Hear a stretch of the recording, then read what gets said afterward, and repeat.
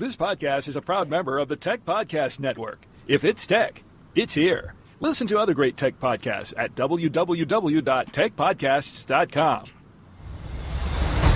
Yo, you are in the right place at the right time, listening to the right thing. Tech Webcast. Congratulations on choosing such an awesome thing to listen to. You are clearly very smart. You're into tech stuff. You love hearing Brad and Jason and their guests chat. And you're probably really good looking too. Well done. So let's get into it. The weekly tech extravaganza that is Tech Webcast. In 3, 2, 1, let's go!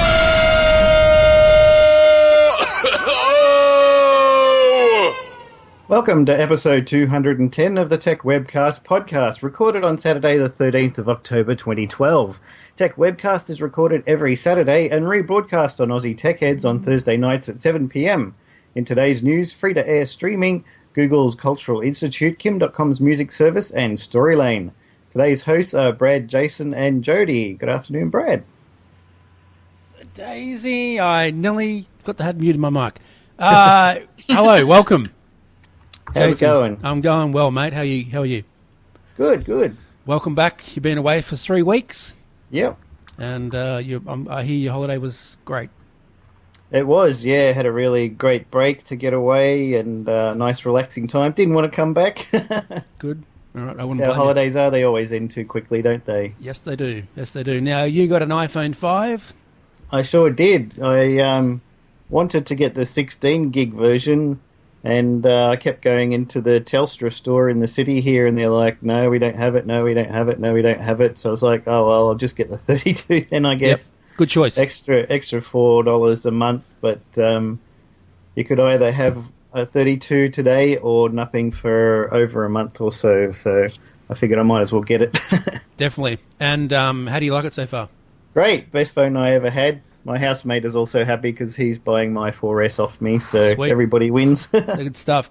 Now, what do you think of the app so far? You got the taller app on there now, Twitter and stuff, and yeah, I use Echo Phone. One of my a few friends recommended Tweetbot, but I just don't like it at all. Okay. I like Echo Phone Pro, and Facebook app looks good on there. Everything's fast and easy. Yep. LTE is brilliant. Yep. So, using the 4G more, or are you using the Wi-Fi at home? Well, the 4G I don't use a lot because there's none of it around home. Oh. So it's only when I'm in the city at work. It's Parramatta is supposed to be full of LTE, but when the train stops there, I check my phone and it never has LTE written on it. So Okay.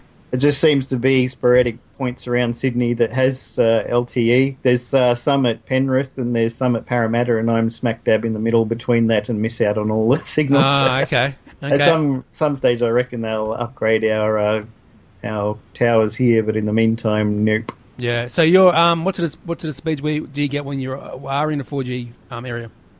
Well, I'll open up my app right now, and we can check that. And how about where you are? Yeah, I get really good speeds. I get probably about 36 down and about 25 up. The last one that I recorded, I think, was in the city. I got 19 down and 27 up. That's all right. That's good. So there's more going up than down. Yeah. How does that work? I don't know. I'm not sure how that works, but yeah. I was speaking to someone at one of the stores in the city here. Apparently, it gets really busy during the day. Sometimes. Oh yeah. We had people lining up at the Telstra store even this week. I thought, it was launched 2 or 3 weeks ago.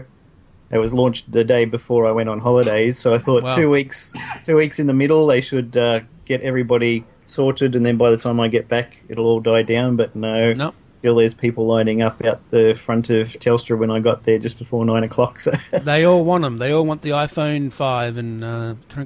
They can't get enough. Exactly. We've got Jody on. Hey, Jody. Welcome back. Hey, thank you, Brad. I'm glad to be back. And you went Apple shopping today. Oh, my God. Yes, I did. And interesting story. Yesterday, I did an update on my MacBook Pro. And unfortunately, for whatever reason, my hard drive crashed. I mean, beyond repair. Fortunately, I had Apple Care, and they did right by me. And even more fortunately, I had done a backup yesterday using Time Machine. So today was a hasty run between a couple of the Apple stores, found one that actually had a hard drive in stock. They replaced the hard drive on my computer. I just finished uploading in time for the show from the backup.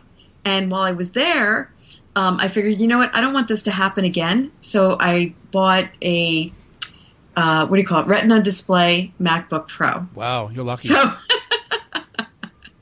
so I don't have an iPhone 5, but I have a Retina display MacBook Pro. I would like an Air for my next one, I think.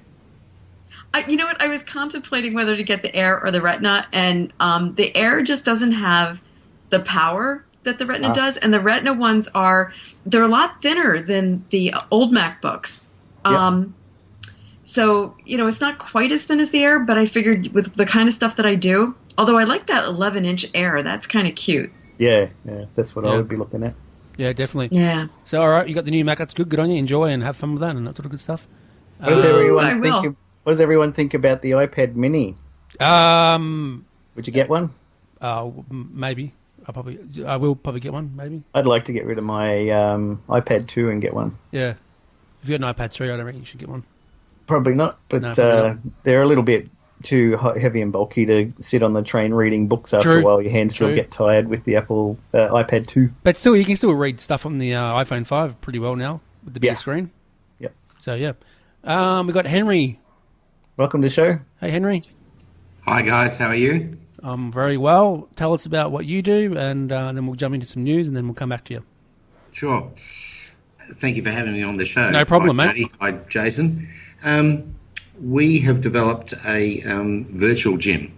We believe it's the world first interactive gym. We have a slogan, it's the gym you go to when you can't go to the gym. Like a Clayton's one. Yeah, Clayton's. Very good. Yeah, if you can remember that far back. We're actually a software company that's been around since DOS days. I don't know if you remember that. But my wife has developed a company over the last 25 years, and we ventured out into the fitness world. We had a health and fitness club on a place called Kangaroo Island, but with the GFC and a number of other constraints, we had to close that down. But from that experience, we developed this world first. We think it's the world first anyway. It incorporates the two major activities by which the traditional gyms and fitness centres, as we know it today, operate. It actually brings exercise programs developed by my wife. She wrote some code, some artificial intelligence, which relates to all the input that a client would give. But what we really are very proud of, and something that we've developed for the last 3 years, is our first world virtual portal, which allows workout classes to be transmitted across the internet live to people in their homes or their workplaces. Oh, nice. That sounds great. Mm. Is there any pricing, or how much is it to do all this? Well, initially, if somebody comes in and wants to join an exercise program, I think it's about $3 a week or about $14 a month.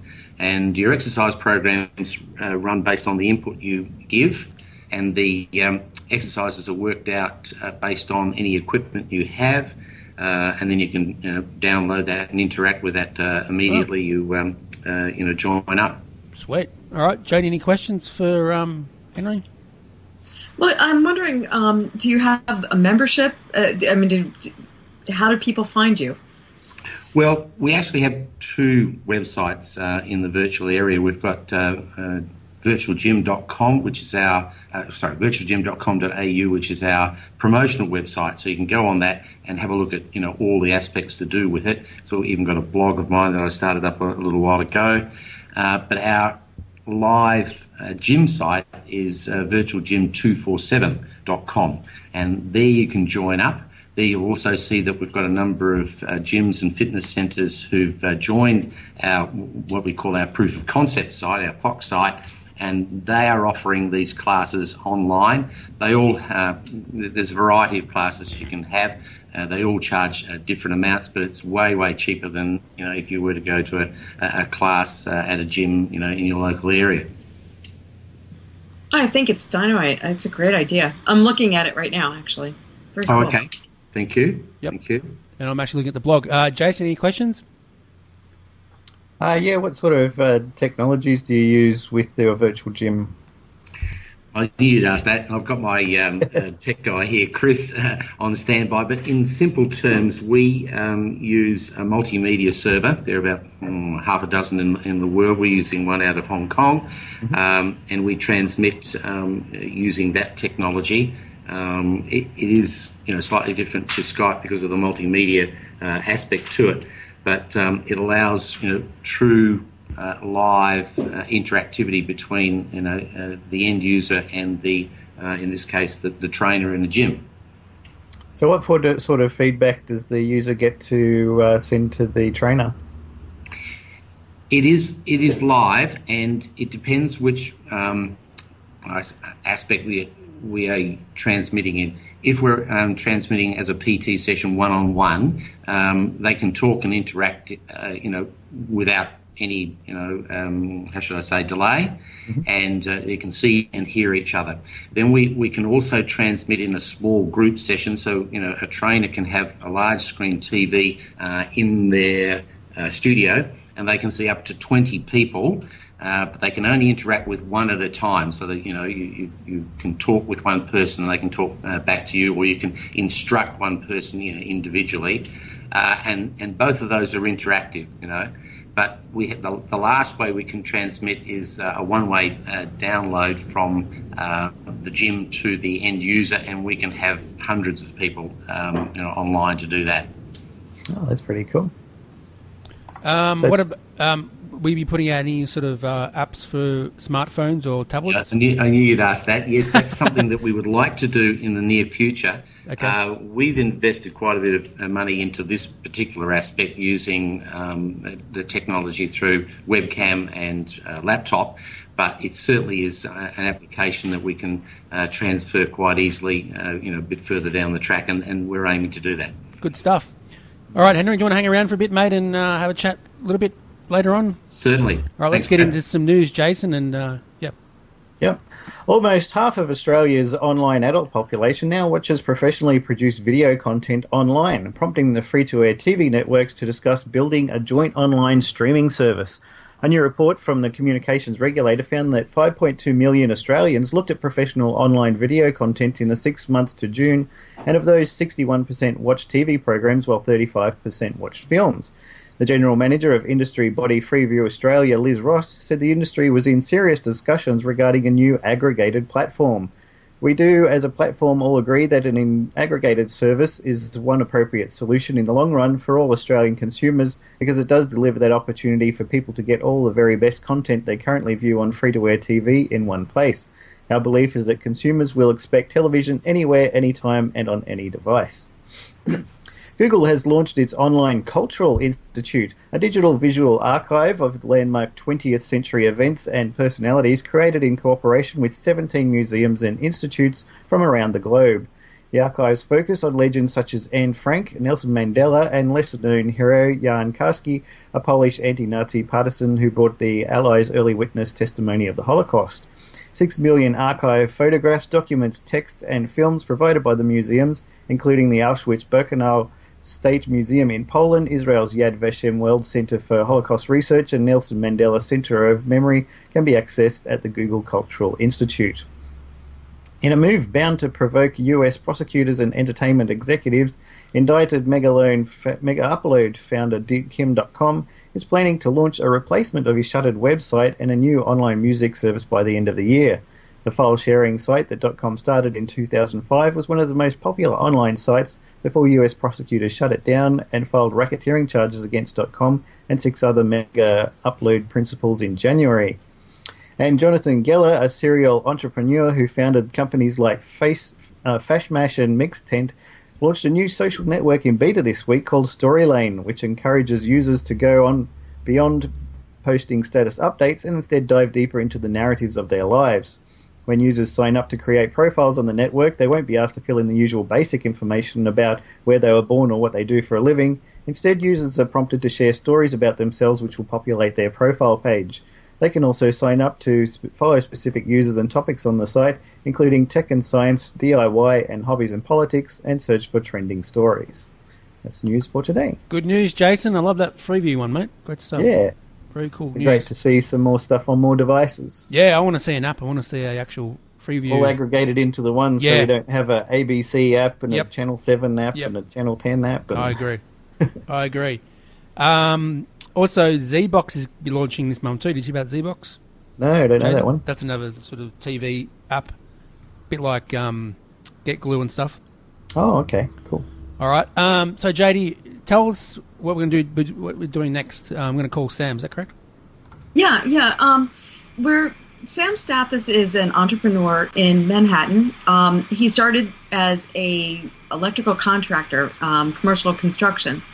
And he came up with a concept which is kind of interesting, and he calls it architectural navigation. Okay. And I know he's going to be coming on shortly, but the cool thing that's going on with Sam is that he has put together something called intelligent job sites, where they are marrying technology and commercial construction or residential construction, doesn't really matter the type, in a way that utilizes new technology to streamline and make the construction process much more efficient. So if you can imagine, even up until recently, they've been using basically a tape measure, or sometimes a laser, right, to measure space. What Sam did was he came up with a way to measure real-time, real space with incredible precision, and he incorporates the marriage of AutoCAD and something called a theodolite, and I'll let him explain it when he comes on. All right. But I know what he wants to do is promote this event that he put together that's taking place in Manhattan on the 19th, and he's got some very exciting guests coming. Are you able to reach out to him? Yep, I'm about to call him right now. So here we go. I'm going to add him into the conference. Here we go. Calling Sam now, and let's see if he answers. It's ringing. We can't have any dead air on the podcast because people will walk away from the podcast. Yeah, they'll wonder what the heck's going on. Exactly, right? exactly. Yeah, and it's... Hey, Sam. Hey, Sam. Welcome. Good evening. How are you, mate? Very well. How are you? I'm very well, very well. We've got Jason on TechWebcast as well. Welcome to the show. Excellent, excellent. And we also got Henry as well from virtualgym. So he may be interested in this as well. So Sam, tell us about. Hello, Henry. Tell us about it. Tell us about what you do. I'm actually a serial entrepreneur. I do multiple things, but the purpose that I was interested in and excited to speak with you folks tonight was about an upcoming conference we have called Intelligent Job Sites. Good stuff. And the purpose of this conference is to help raise awareness to the fact that we have construction is the second largest industry in the world, $4.6 trillion, one of the least efficient industries, and through combining the use of technology, we want to create construction's technological revolution and be able to use and harness the transformative powers of technology to reform the industry to make it affordable and sustainable. Good stuff. Any questions, Jason, for Sam? Not at the moment. Jody, go ahead. Sam, maybe you can explain a little bit about the conference. Who is going to be speaking, and when it is? Sure. The conference is a week from today, October 19th. We've assembled some of the greatest leaders in New York City. That probably makes them, not to sound a little arrogant, being from New York, in the world. But we do have the whole, all of the stakeholders,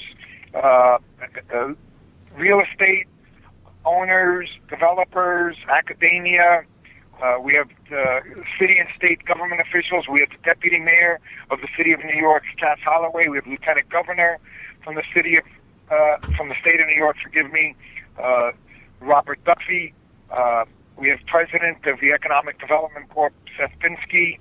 Top real estate leaders, university, and innovators. We have quite the panel. Wow, sounds great. What time does it start and finish? We're starting at 8:30 in the morning. Yep. 8:15 to be exact, and a little past noon. 4.5 hours of action-packed, down and dirty. Like I said, because there are so many C-level people there, we want to keep it nice and tight. Good stuff. All right, go ahead, Jody. Sorry about that. Yeah, I was going to say, Sam, maybe you can mention a little bit about the type of technology that you've been developing. I know that one of the things that you've brought to life is Theodore, who is a robot. You want to share a little bit about Theodore? Oh, wow. Sure. One of the, I am the founder and the CEO of a company called Theometrics, and I've invented a technology. Well, it's a whole field of a variety of technologies, but as an analogy, I'll give you, I've created what you would call indoor GPS. GPS does not work indoors, but we have technology of various forms, electromagnetic. The first one, a simple way to understand is only as an analogy, the way that GPS navigates a user over a map, our technology navigates a user over a CAD drawing, CAD standing for computer-aided design. So you don't need blueprints anymore. We work directly from either an iPad or a tablet. Cool. So tell me about the robot. Well, so the same way that we can navigate a person, a user, from any point in CAD to the exact field location, we are able to autonomously control a vehicle. We've created robots, vehicular robots, not Android looking. I mean, we could easily do an Android, but we've created miniature tanks, or the same kind of vehicles you'll see for seek and rescue or seek and destroy missions that first responders have or our military has in the latest technologies. We've combined those and made them autonomous. To the best of my knowledge, not even the military had the technology that we have. Wow. To do what we do. So good stuff. Good stuff. Henry, any questions? Yeah, with the technology you have, where do you want to take this? Into the corporate, into the military? Where are you looking to, get return on your investment? We want to basically all of the industries out there, but mostly, as I mentioned before, construction is the second largest industry in the world. Healthcare is the first. So it is also the least efficient. Statistics show that in the last 40 years, all other industries have improved their productivity by 200%, while during the same time frame, construction has dropped theirs by 25%. So there's a large amount of money to be made by focusing in construction and improving construction, just from the waste factor. And so construction is our primary focus. Excellent. Hey, Sam, maybe you can share how you came up with this idea for architectural navigation. Well, in itself, if you think about navigation, I always compare it to GPS, because for people to understand rapidly. Like I said, GPS does not work indoors, and it's not accurate enough yet as a standalone product and even outdoors for construction precision. Although it is getting there, we have what they call fixed reference stations and local ways to help improve that. But we believe we've created a whole new field that we call architectural navigation, which will help navigate users and machines on architectural environments. Was there a source of pain? I mean, what was the inspiration? Was there some situation that you were struggling with, and you said, you know what, there's got to be a better way to do this? Sure. Yeah. I have an electrical engineering background. I'm an electrical contractor. New York City, 30 years. I have a company called Polo Electric, and originally it was to give Polo Electric a competitive advantage over our competitors.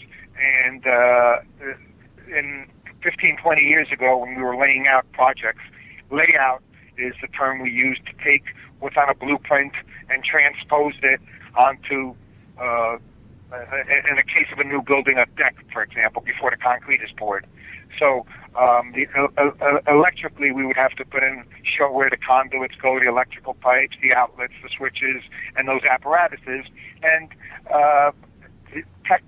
for all trades, pretty much worldwide, even in the year, end of 2012, almost 2013, the same way that the Greeks and the Egyptians built the Acropolis and the pyramids is sort of how we lay it out today. And so that is very painstaking and inefficient, and we had lost a lot of money, and the buildings were getting more and more complex to build, and the designs were getting fancier as you see all these world spirals that we're putting up and taller, and the schedules for constructing them were getting shorter and shorter. So we have more complex structures, shorter durations, and we were burning the candle at both ends, if you will. So the inspiration grew out of the pain. I guess that expression is necessity is the mother of all invention. Well, we had necessity here. I hear you. All right, good stuff. Now, also, Jody mentioned you is sponsoring us a Apple TV to give away. Sam. Yes, we are. Tell us about it, mate. Oh, I'm gonna let Jody fill you in on those details. And thank you so much for that, doing it for that as well, Sam. Yeah, appreciate it. You're very welcome. You know, I thank you for having us on. With this global economy, we used to have pen pals. What was that, 25, 30 years ago? Now we're all connected. It's one simple example of technology, and obviously people do. We've gotten to the point of cell phones, and we don't have them on a job. I don't want to say we're that antiquated, but the simplest thing, though, to get to a construction job or an office is information. The most expensive thing not to get there in time and accurately is information. So a lot of the improvements for the construction industry evolve around technologies that exist, and also creating standards. So our conference, the Intelligent Job Sites Conference, if you'd like to go to intelligentjobsites.com, you'll see it's not only speaking of technology, it's talking about creating new standards, new legal standards of care for the process of delivering a construction project as well. Good stuff. All right, Jody, tell us about the Apple TV giveaway, if you can. Okay, so to win the Apple TV, what we're asking you to do is, first of all, visit the intelligentjobsites.com website and tweet win an Apple TV, visit intelligentjobsites.com before 10/19, October 19th. And we'll put the full tweet that we're with the hashtag intelligentjobsites.com in the show notes so you can see it. And it looks like we also have an Australian competition as well. We do. Yep, we've got an Australian competition to win an Apple TV. Just tweet win an Apple TV from @TechWebcast. At TechWebcast.info, retweet to win, and hashtag TWGiveawayAU. We'll be tweeting that out as well. Yep, definitely. And for the U.S. competition, again, please visit intelligentjobsites.com, and the winner will be announced on October 19th, which is our next date to broadcast. So be sure to check the show notes and tweet it often, and the more times you retweet and share it, the more chances you have to win. We'll pick somebody at random. Yep, we sure will. Thank you very much for that. Sam, so what else do you do? What other stuff do you get into? God. If you have a lot of time, I tell you. But I want to make one more statement. Go ahead, mate. About my personal goal for the Intelligent Job Sites Conference, in addition, we want to start what we're saying, launch construction's technological revolution in New York to be moved across the country and across the world. With the panelists, the speakers, and the dignitaries that we have supporting us, both at, like I said, the leaders, the innovators, the decision makers, we're hoping, it's my personal goal that they're scalping tickets at the event. It's at the McGraw-Hill Convention Center. It only holds 350 or 400 people, and I'd really love to see the participation, because this is not only about New York. It is not only about a group of people. I truly believe, and you will see, that this type of technology combined with the systems, and it's not only theometrics technology, Intelligent Job Sites is an alliance, a strategic alliance of various companies.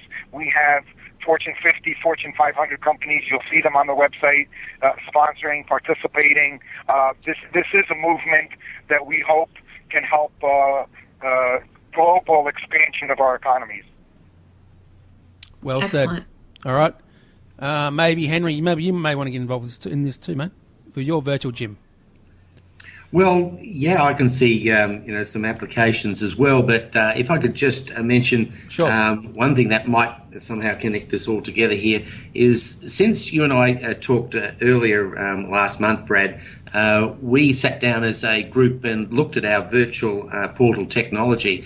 And as a result of your and my conversation, we've actually moved forward with it so that it's now taken out of just the health and fitness area. And we've just set up a new website called Easy Meet. Okay. And it allows people to do video conferencing using this multimedia technology in real time. We think, again, it's out there amongst the leaders. And as I said, we've just launched it this week live.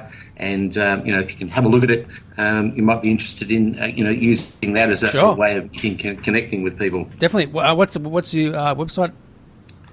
Just simply EasyMeet, EZYMEET.com. .com. All right. We'll check that out. Anything else, Jody? Sam, do you want to mention anything before we go? Well, I will definitely check out that link. Real-time connections. We've created a command center that we call that we install on a construction job called Command, Control, Communication, and Collaboration Center. Nothing more important, in my opinion, than real-time flow, as much bandwidth as you can get. Two of our strategic partners are AT&T and Verizon, if you've heard of them. I'm sorry, yes, I know you have. But seriously, so starting from connectivity onto the job site and all of the applications and all of the hardware and software that can improve the construction process, this is white space. I call it the untapped gold mine for the entrepreneurs out there. Yes. And for the next generation that never thought about coming into the construction industry. I'm going to give you a statistic that should be staggering worldwide. But in the next 10 years, and don't hold me to the exact numbers, approximately 50% of the existing workforce in the public sector construction workforce is retiring. Now, the next generation, like Gen X and Gen Y, weren't really coming into construction because construction is still a blue-collar industry. I'm an electrician. It's not a knock on anybody. That's what it is. It's a mechanical industry. And the next generation is more of a digital industry. So the bridge that we're creating with intelligent job sites and technologies like BIM, which stands for Building Information Modeling, and Theometrics, and all of our other strategic partners' capabilities are all not only an efficiency tool, but they're a bridge between the generations where we can now have on-job mentoring between the man or woman that have 20 or 30 years or more of construction experience that are going to be retiring in the next 5 or 10 years, working with the person that can easily implement the technological side, because that's what they do. And I see that as very powerful. And if we want to talk about something that can have that viral growth, this is probably the next one. All right. Well, thanks very much for coming on, Sam.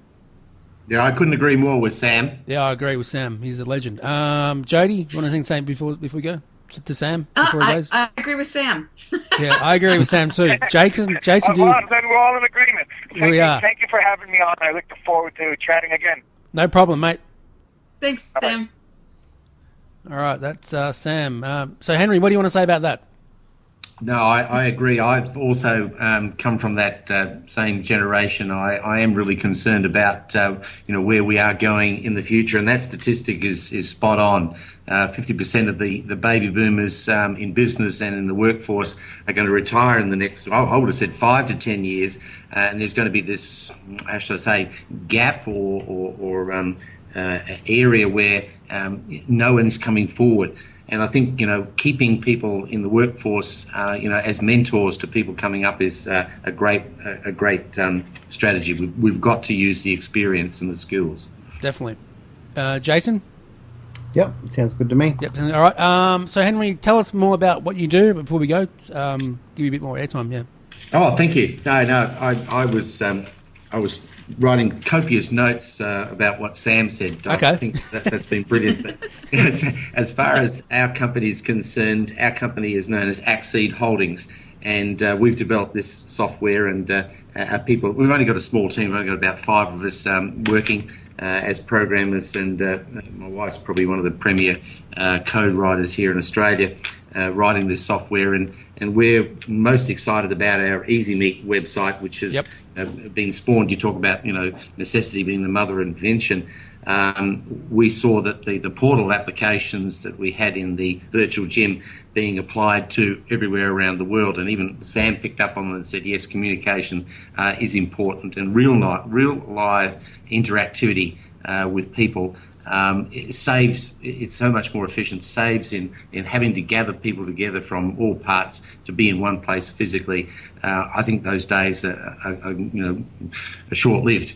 We're moving towards video conferencing of a high level, and this is where we hope that our Easy Meet site will take it. All right, good stuff. All right, we'll just put that link in the chat there for us. So I can put that in the show notes today. You? So virtual gym, check it out. That's great, and it's great product. I haven't tried it myself, but I probably will one day. Jody, what do you think about virtual gym? Will you use it? I think it's a dynamite concept. The only thing, Henry, you might want to look into, Sure. I just finished a course. It was offered through the Wharton University, and it's on gamification. And it seems that the younger generation, in order to get them involved and get them enthused, you have to, motivate them in a way that they can relate to. And I would love to see some kind of gamification component added to what you're doing. I think you've got a tremendous idea. I think it's a great, great opportunity, and I think that more and more people should be more active. So if you can couple those two things together, I think you've got a real winner. Well, curiously enough, Jody, we've got younger people in our corporation, and they've said this from way back. Why isn't this geared towards the gamers? Plenty out there, putting in the graphics and this, that, and the other. So what we really have is a core virtual gym, but we put a lot of money into it. We want to get it out there. We want it generating some income and then improving on it. It's like any software. Microsoft, how many versions did we have of that before we got to where we're at now? So right? I think we're on version about 4, but we definitely are aiming to put this on as an app, what Brad was asking before, and making it more gamey, like you described. Mm-hmm. Cool. Mm-hmm. That sounds very game fun. All right, so Henry, where can they get you on Twitter, mate? Are you on Twitter at all? We're on Twitter. But the Easy Meet is probably the best way to get us on Twitter at this stage. All right. We're on Facebook, but as a small company, we've got so many things going on. The core business is where we're at. Sweet. All right, and you have a personal Twitter address or not? No. Okay. No. Sorry about that. That's right. Jody, where can they get you on Twitter? On Twitter, you can find me as Sunswept. That's SUNSWEPT. Yep. You can find me also at my website, which is webmarcom.net. And everywhere else, it's either Jody Rains or webmarcom. Sweet. Now, do you have an iPhone up you want to mention, Jody, before we go? Do I? Wow, you would spring that on me, wouldn't Sorry, you? I just thought I didn't want to mention before I forget. As she's frantically thumbing through her new applications. I'll come back to me. Jason, I know you've got one. Have a look. Yeah, I downloaded today. I was looking for a replacement for the terrible Apple podcast app. Everybody hates it, and I'm starting to hate it as well. And I found one that a lot of people recommended called iCatcher. Oh, yeah. Yep. And it was $1.99, very cheap and easy to use. It looks really nice. It works well on the iPhone 5. And one of the things I like, it's got a built-in Leo skip function. Oh, sweet. Because, Leo Laporte has 2 minutes worth of ads. So if you draw an L on the screen at the start of his ad, it'll jump forward 2 minutes to the end of the ad. So you can go back to listening to the show. So, yeah, fans of, obviously, the Twit network and that, so they've put that in there just for people who like to listen to his shows. Cool. All right.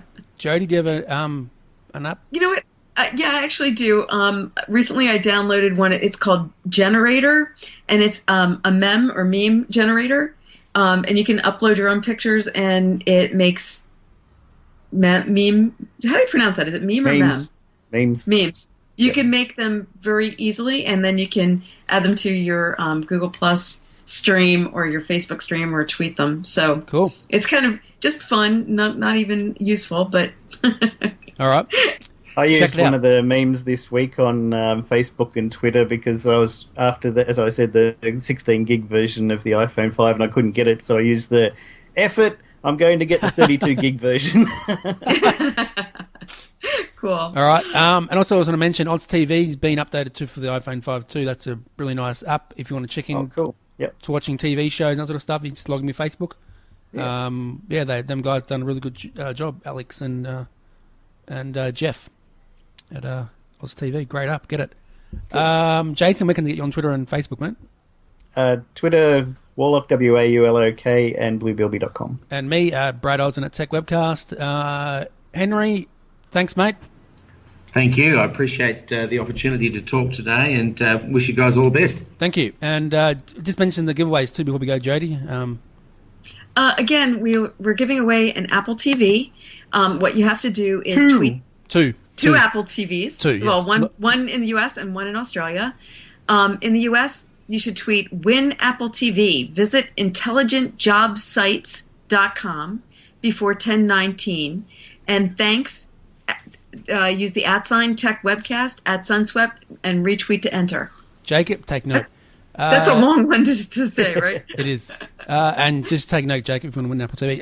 Jason, how did they win in Aussie land? The Australian one, tweet win an Apple TV from @TechWebcast from TechWebcast.info, retweet to win, #TW giveaway AU. Let's hope Brad will be tweeting those very soon. I will be. Don't worry about that. I'm on that after the show. And I hope they're in Sydney. Yes. Yeah. All right. Thanks, guys. And you lost the game. See you next week. You too. And thanks, Henry and Jody. And Sam. Thanks, Sam. Appreciate your time.